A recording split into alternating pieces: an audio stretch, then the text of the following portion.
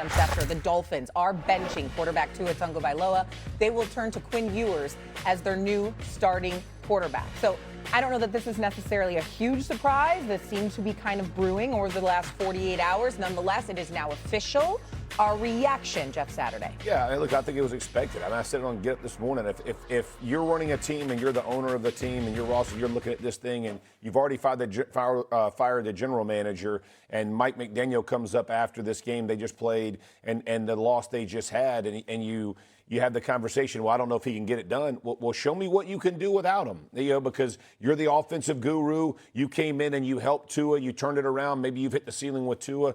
But I need to see what other coaches in the NFL are having to go through. Let me see you do like a Shanahan, where you do lose your starting quarterback and you can still – now, I'm not saying you have to go win every game. I just want to see what the offense looks like without Tua. If you're saying he's the one that's hindering the success of the offense and what could be down in Miami, then I want to see it. And so I like the fact that you're going to move on. You got 3-game stretch with the Dolphins. They've been running the ball extremely well. Mike McDaniel's very creative in the run game. He's going to find ways to do that to take pressure off of Ewers. But let me see what your offense looks like with a new guy, because you're going to have a new guy. If you don't like him now, you're not going to like him next year.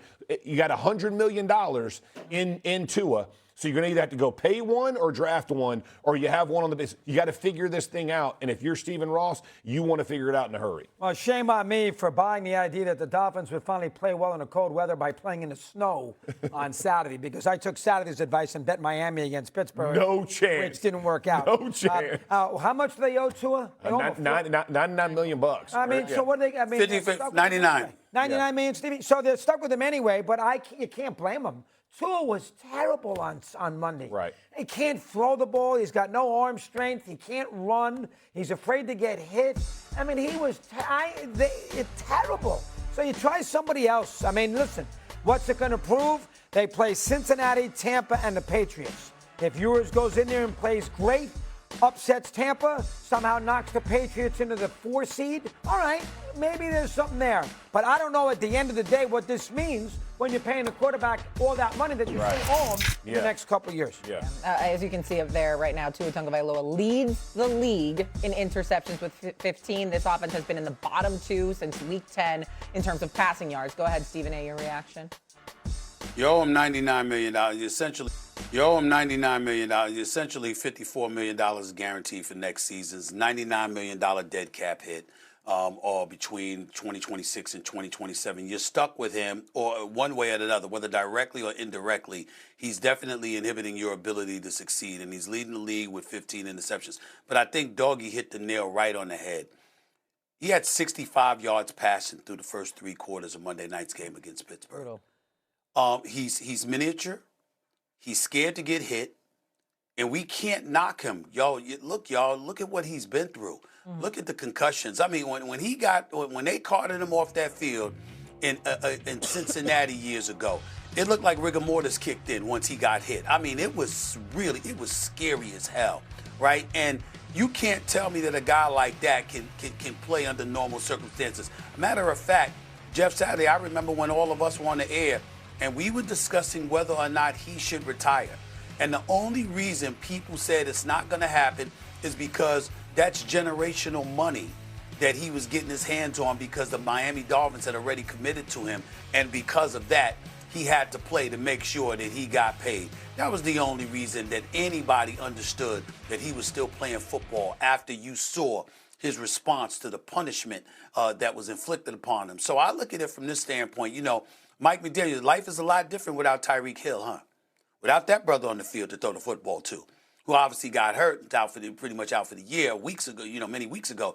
I mean, without Tyreek Hill, that's a different animal. But when you have a quarterback that can't win in inclement weather, and by inclement weather, we're not talking about a fog bowl. We're not talking about 10 degrees or -5 or something like that.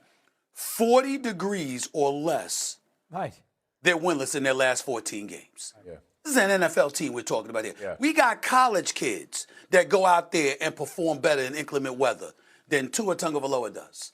So when you recognize that as a reality, of course you need to inspect whether looking beyond him is the right way to go. And I know Mike McDaniels, they've won some games as of late before they lost on Monday night, but he has everything to do with it. And I'm not going to forget to bring up Brian Flores.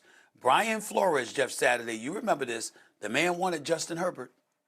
You drafted Tua Tagovailoa. You had the 5th pick, San Diego, the Chargers, rather, had the 6th pick. Yep. They wanted Justin Herbert. But the wrong one. Ownership with Stephen Ross and those guys made him take Tua Tagovailoa. And that was one of the big beefs because Brian Flores knew football, and he knows that the bigger you are, the more you're going to be able to absorb in all likelihood, and the longer tenure of a career you'll likely end up having. Tua can throw that football. Make no mistake about it. Can't throw it as deep anymore. But he could throw the football. The problem is that he's too fragile to be an NFL quarterback. Yeah. He has proven that, and it has impeded Miami's ability to succeed. They're making the right decision. I agree with it. I'm fine with it. This, to me, is a dress rehearsal for Mike McDaniel. I'm just saying, yes. When you look at him, this is Sean Payton. Like what Sean Payton has done in Denver with Russell Wilson's contract looming over them and what he's done with Bo Nix, and now they're the number one team. If you're the ownership of the Dolphins, that's what McDaniels has to do.